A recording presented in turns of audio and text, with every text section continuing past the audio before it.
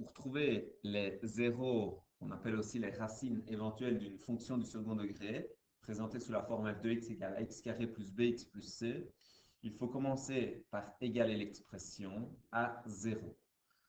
Ensuite, il faudra calculer le discriminant, noté delta, et en fonction du signe du delta, nous aurons 1, 0, 2, 0 ou bien pas de 0.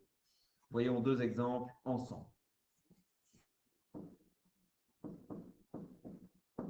J'égale l'expression à 0.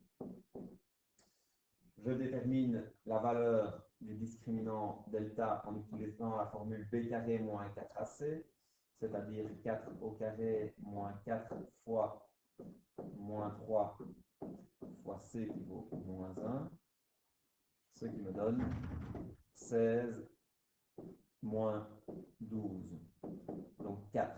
Étant donné que le delta, le discriminant, est positif, j'aurai 2 zéros pour cette fonction. Je trouve les zéros en appliquant la formule qui se trouve sur la gauche, x1 et x2. Je les trouve en faisant moins b, c'est-à-dire moins 4, une fois plus, une fois moins la racine carrée du discriminant de 4, divisé par 2 fois a, donc 2 fois moins 3. J'ai ainsi moins 4, une fois plus, une fois moins 2, sur moins 6. Si j'effectue l'addition, moins 4 plus 2, je suis à moins 2 sur moins 6, que je simplifie, c'est positif et ça vaut 1 tiers. Si je fais la soustraction au numérateur, ça fait moins 4 moins 2, moins 6 sur moins 6, qui vaut 1. Dans ce cas-là, nous avons donc 2 zéros qui sont dans l'ordre croissant, 1 tiers et 1.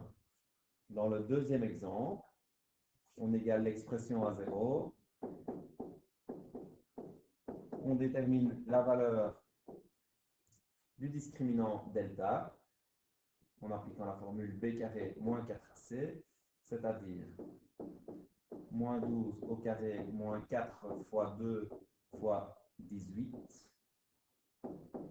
ce qui fait 144 moins 144.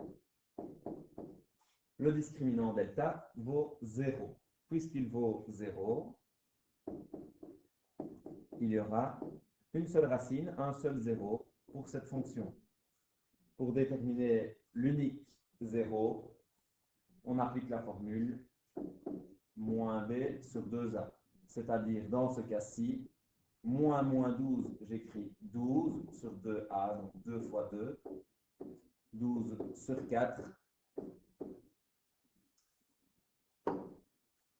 ce qui vaut 3.